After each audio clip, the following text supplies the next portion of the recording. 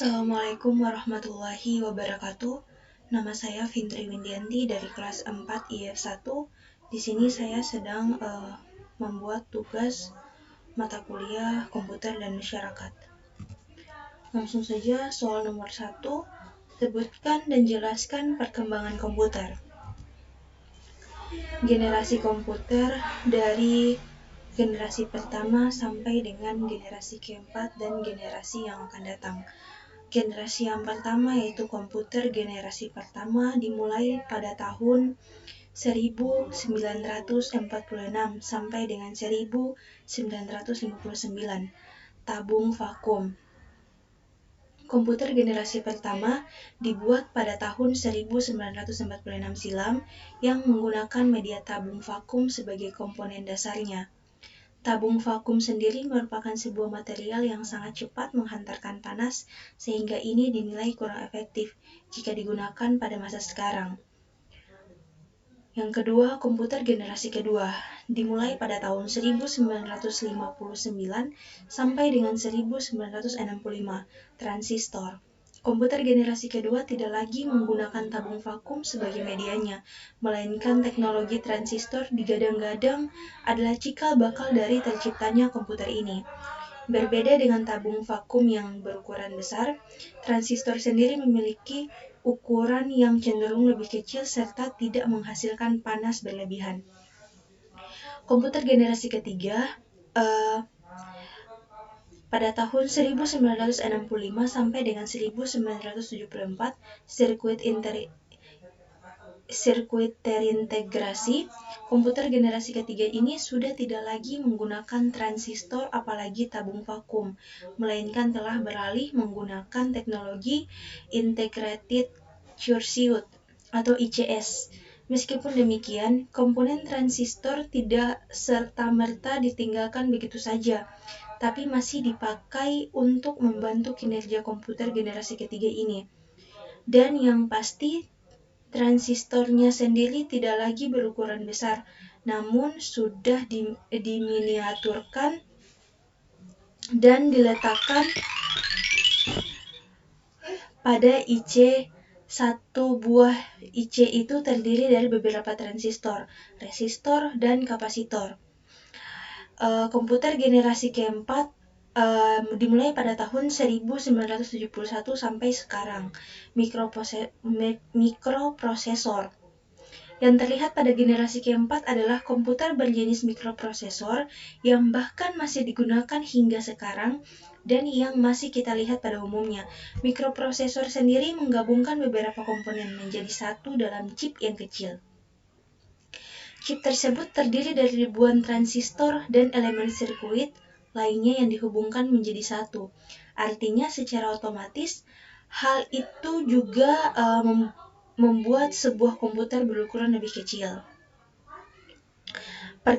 Perkembangan komputer generasi keempat ini dibuat dan dicetuskan oleh Intel, salah satu perusahaan teknologi yang menciptakan chip Intel 4004 yang kemudian menjadi cikal bakal komponen inti dari perangkat komputer. Sedangkan yang menciptakan komputer modern untuk pertama kali adalah dari perusahaan IBM yang didesain khusus untuk penggunaan rumahan. Lalu menyusul Apple dengan komputer Macintosh-nya pada tahun 1984. Soal yang kedua, uraikan penerapan komputer di lingkungan masyarakat. Berarti di sini saya harus memilih salah satu di antaranya, yaitu perbankan, perdagangan, bisnis, kesehatan, pemerintahan, dan pendidikan. Di sini saya memilih komputer lingkungan pada masyarakat, misalnya pendidikan. Komputer dalam pendidikan yaitu kemampuan belajar peserta didik dapat meningkatkan dengan adanya fasilitas komputer. Mereka dapat mengerjakan tugas-tugas dengan kreatif melalui komputer karena komputer mampu menampilkan teks, warna, gerak, suara, video, gambar, dan lainnya.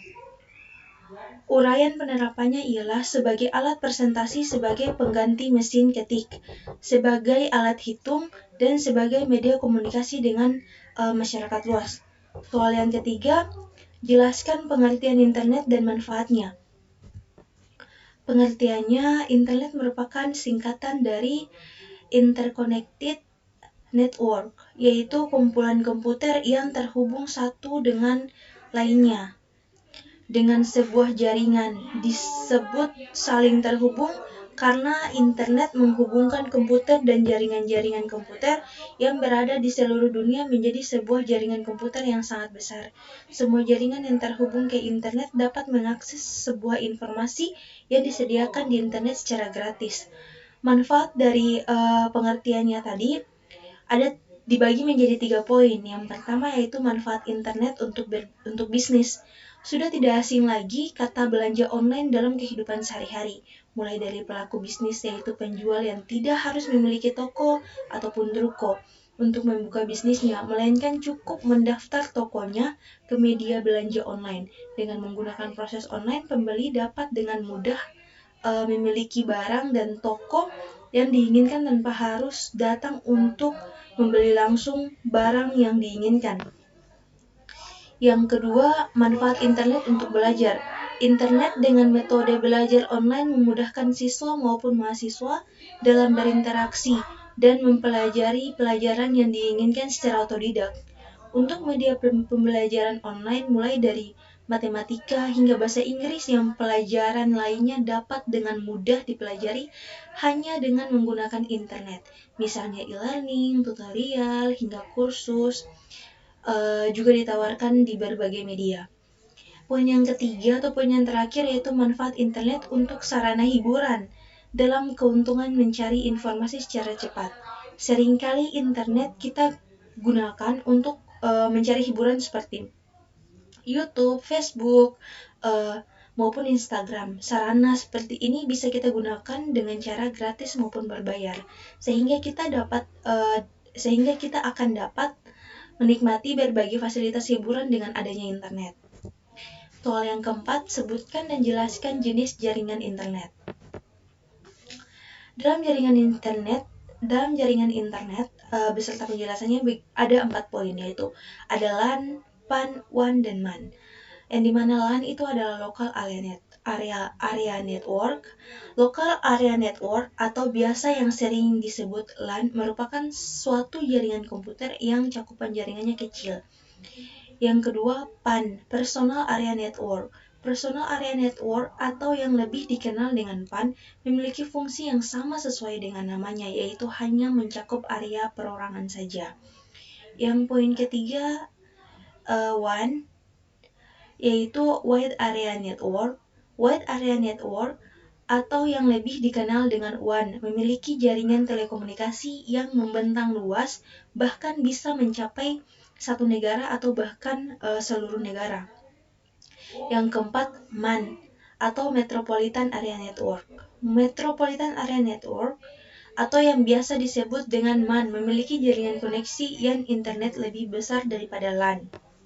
Jadi di keempat poin ini dia memiliki fungsi yang berbeda-beda, yang dimana LAN tadi memiliki cakupan jaringan yang sangat kecil, PAN hanya mencakup area perorangan saja, WAN yaitu satu negara atau bahkan seluruh negara, dan MAN itu koneksi internet yang lebih besar daripada LAN. Soal yang kelima atau soal yang terakhir, uraian apa yang Anda ketahui tentang masyarakat informasi? Masyarakat informasi atau information society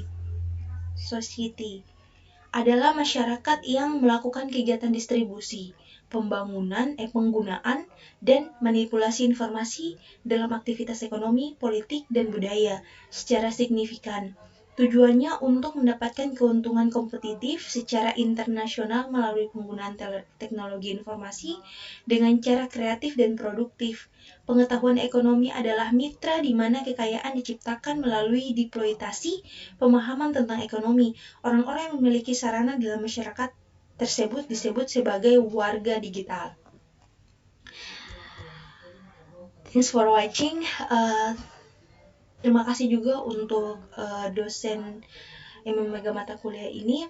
Maaf jika saya masih banyak kesalahan.